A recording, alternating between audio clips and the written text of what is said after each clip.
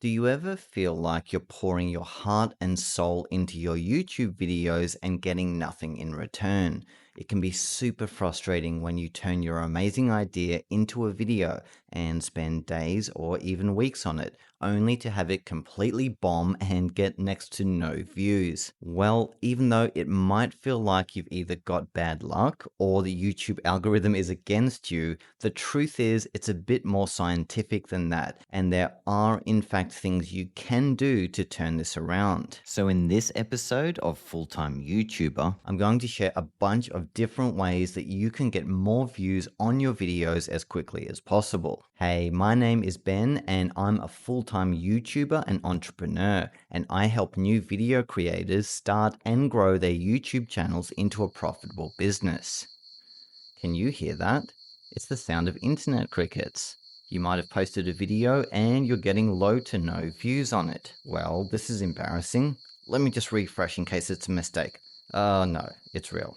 If you can relate to that experience, then welcome to the club. There aren't too many people out there on the whole of YouTube that haven't had that experience. And I can say, as a creator who's been on YouTube for nearly 10 years, that I get this exact experience even at the level I'm at now, where in my mind when I post a video, I have a view count target that I expect the video will reach, and after either a day or even a week, it hasn't reached anywhere near that amount. So getting low views really is a problem that all YouTube creators can face, no matter how big your channel is. And the reason for it could be a number of different things, each of which could be partly or solely responsible for the low views. If you're in this situation, you need to put yourself in the shoes of a scientist, where you're doing tests and experiments to figure out specifically what it is that's leading to low engagement and views and fixing that one or two or multiple things. So I'm going to give you as many insights as I can on what the cause could be, so you have a starting point for what to change. And the first one is low topic demand. Some topics just aren't as popular as others. At any one point in time, there are trending topics and niches and news stories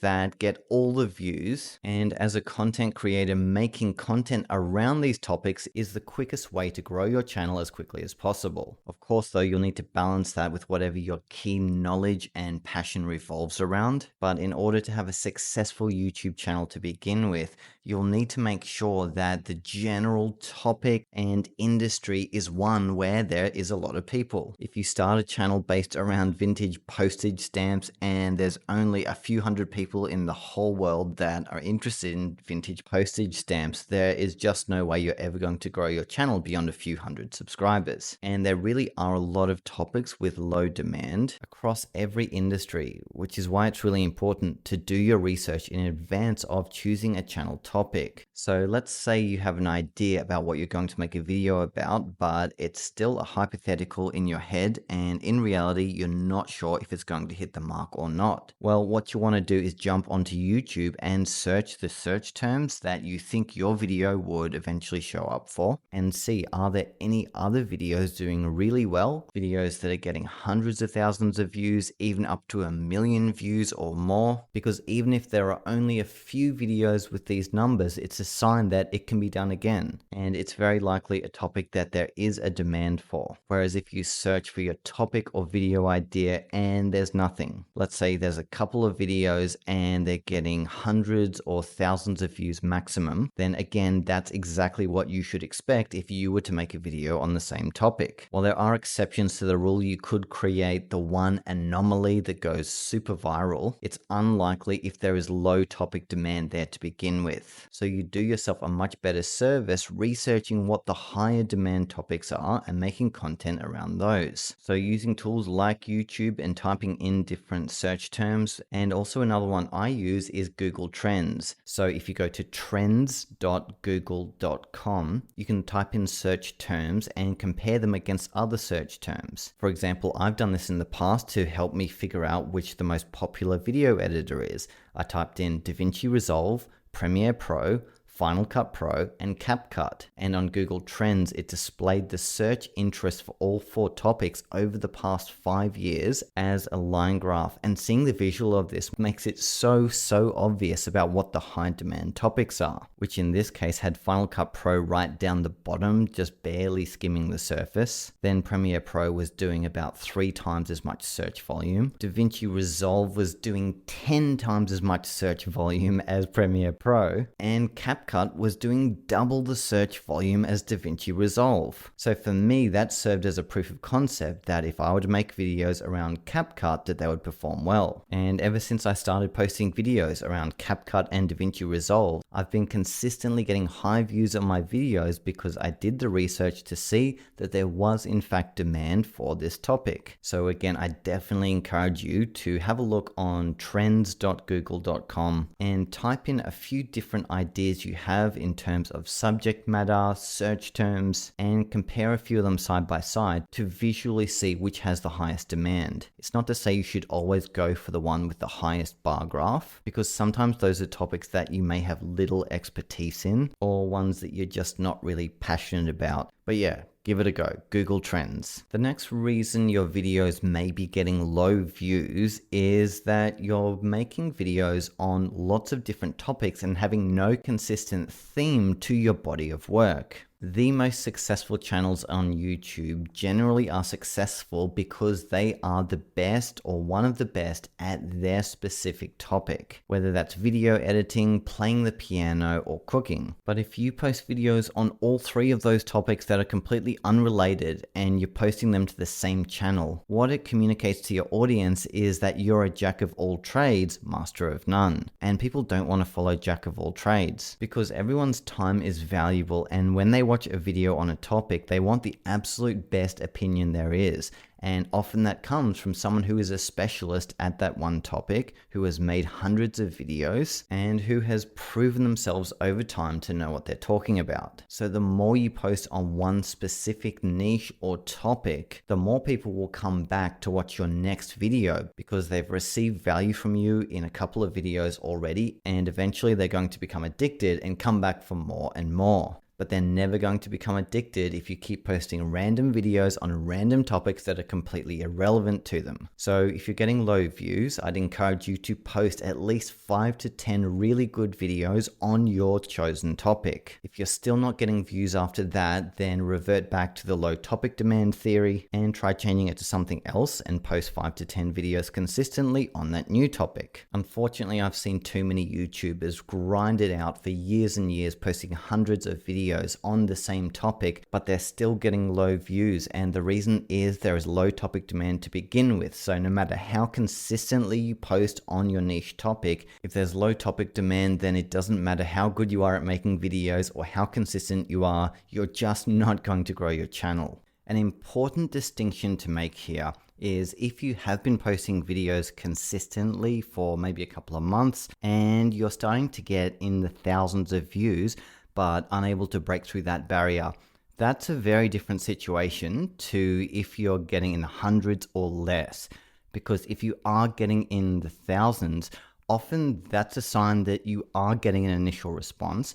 And all you need to do from that point is just be consistent and just grind it out for a couple of months, because if you got to thousands of views to begin with, then it's likely that you can get to tens of thousands and then hundreds of thousands. However, if you can't crack the 1,000 view mark on a video, that's usually a sign of low subject demand, and go back to the first step of finding a more popular niche. The next reason you may be getting low views on your videos is that your titles and thumbnails don't entice people to click because they're not curiosity invoking enough. This is weird to say, but your title and thumbnail combination is actually more important than your video's content, because people are never ever going to watch your video if they don't click it to begin with, and they're not going to click it unless you give them a reason to click it. I've had this happen so many times before, where I have poured my heart and soul into a video. I've taken weeks and just done the best job ever, only to hear the sound of those annoying internet crickets. Damn you, internet crickets. But then upon reflection a few months later, I realized that the title and thumbnail actually wasn't that enticing, and that what I needed to do was update them, which you can do after you've posted a YouTube video. You can go in and update the title and thumbnail at any point in time. So what I did was I brainstormed more click-worthy titles and found one I was much happier with. And I also worked on a new thumbnail concept that was way easier to understand than the previous one, that admittedly I'd way overcomplicated, and it just didn't have that immediate sense of getting what the video was about, since people really do need to be able to process both the title and thumbnail within 5 seconds. If they can't do that, if there's too many layers of complexity in the image, or if the video title is too ambiguous, they're just going to lose interest and click on the next video that does a better job at enticing them. And the beauty of this one is it's not just something to keep in mind for future videos you make, but you can also go back to past videos that you might have posted weeks, months, or even years ago that you know are good videos, but they didn't reach the audience you were hoping for. Well, I'd be willing to bet there's a very decent chance that the title and thumbnail combination weren't enticing enough. So all you need to do is come up with new, better alternatives and try those out. You've got nothing to lose because the video already bombed. So spend the 20-30 minutes it would take to update those two things and see what happens.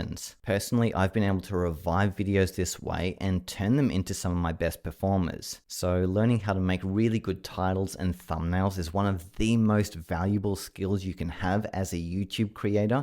And if you need help with how to do that, I'd recommend starting with ChatGPT to help you brainstorm titles, and Canva. You don't even need to pay for it to make the thumbnails. Between those two, you'll have everything you need to give your titles and thumbnails the best chance possible of performing well. The next reason you might not be getting views is, how do I say this in a polite way? Your videos are boring. They don't hook your audience straight away.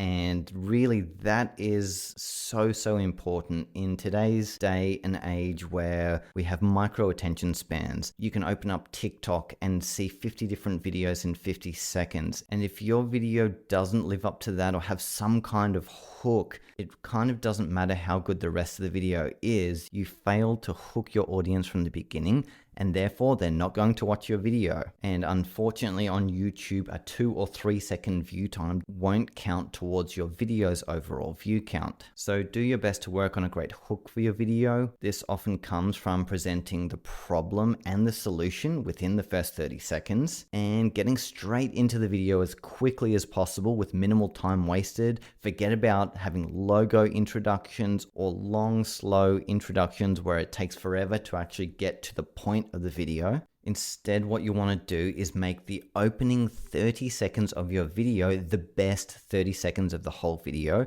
in terms of the effort you put into making it engaging. So spend more time editing it, add more text and graphics and music. Maybe put some more B-roll shots in there if you think it's suitable. Give yourself every chance possible of retaining your audience past the 30-second mark, because generally if they get to 30 seconds, they're so much more likely to get halfway through your video and maybe even to the end if it's good enough. Then throughout the rest of the video, I'd also encourage you to minimize the time wasted as well. Just get straight to the point. No one really wants to come to YouTube to spend more time than they have to consume content on a given topic. So the more effort you can put into condensing your content down to a shorter amount of time, the more likely people are to watch your video to the end and want to come back for your next video and the one after that. I think what I'm meaning to say here is don't ramble. I know we all have a tendency to ramble on and on about a topic and give way too much information. And if this is you, that's okay. But in the edit, you need to remove it. Anything that is superfluous information, meaning more than is needed, you need to make a habit of cutting that out and editing your video like it's a bullet point version of your broader topic. At least that's how I approach my videos. Mine are more tutorial and instruction based, but there might be some topics where this wouldn't work, like psychology and videos where you really do need to go into a lot of detail to explain something very complex. But still, in that case, I would challenge you to see how how you can condense all the information, let's say 60 minutes worth of information, down to as little time as possible. If you can do it in 10, do it in 10. I can even sense in this podcast episode that I've had the tendency to want to over-explain stuff, and I've either held myself back from doing it or I've done it and then edited it out later. Since sometimes it can also be a nervous response or just your way of trying to fill in the blanks. If you can't think of any other points to say, you might either repeat a previous point or ramble on and on about one point far beyond the point that it's still interesting. I'd really encourage you to treat your YouTube journey like you are a scientist, constantly doing experiments to see what works and what doesn't. No matter how big your channel gets, there are going to be certain strategies and topics that work way better than others, and you kind of owe it to yourself to find out what those are. So I'd strongly recommend trying new things, even if you are finding some success with your videos and getting thousands of views. Sometimes all it takes is a slight experiment by pivoting to the right or left, and that can result in 10 times as many views and 10 times as much channel growth. I can say for sure, even at the level I'm at now, which is just over 190,000 subscribers, I'm always experimenting with my content. I would say 1 in every 3 to 4 videos, I'll make a video on a topic that is new territory. It's not completely off topic, but it is a bit different to what people were expecting. And then in the week after, I observe whether the experiment was successful or a complete failure.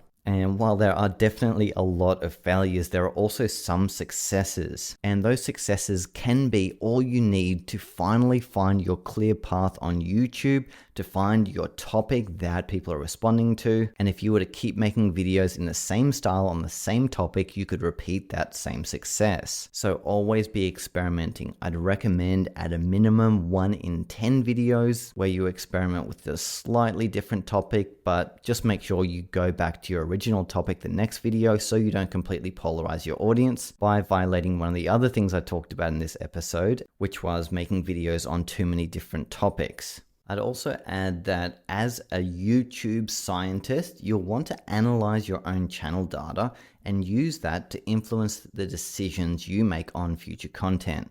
So if you go into your YouTube studio and to the analytics section, you can sort your videos by most popular, and the one I find most useful is most popular videos in the last 48 hours, because often that is an indication of what your long-term videos are. Even if you posted a video 6-12 months ago, if it's popping up in your top 5 videos for the last 48 hours, that's a sign that that's a high demand topic, and therefore there's a lot more views to be had by making similar videos, because it can be very easy to get caught up in the day-to-day grind of YouTube, just focusing on your next video and then the next one, but you don't always connect the dots looking back. Whereas connecting the dots looking back is really so insightful because it tells you what worked and what didn't in the entire history of your channel, and it usually sets you a clear path forward if you want to take it. There are so many metrics that can be found in the YouTube Creator Studio. It's actually a bit overwhelming, so take it one step at a time, but definitely spend time in there, because the more you understand what's working with your channel, the more you can repeat it with future videos. And if you haven't had any videos gain a lot of traction yet, this probably won't be as useful since you'll be comparing underperforming videos, so maybe just wait a bit before you do this. But what you could do instead is study other channels that are similar to the type of channel you want to make yours. Usually there's a handful of top creators in every niche, and a great way to study them is go directly to their channel, go to the videos tab and sort by most popular. This should be very telling about what the most in-demand topics are in your niche and what kind of videos are performing extremely well. And while I'm not suggesting you copy these videos, I am suggesting that you draw inspiration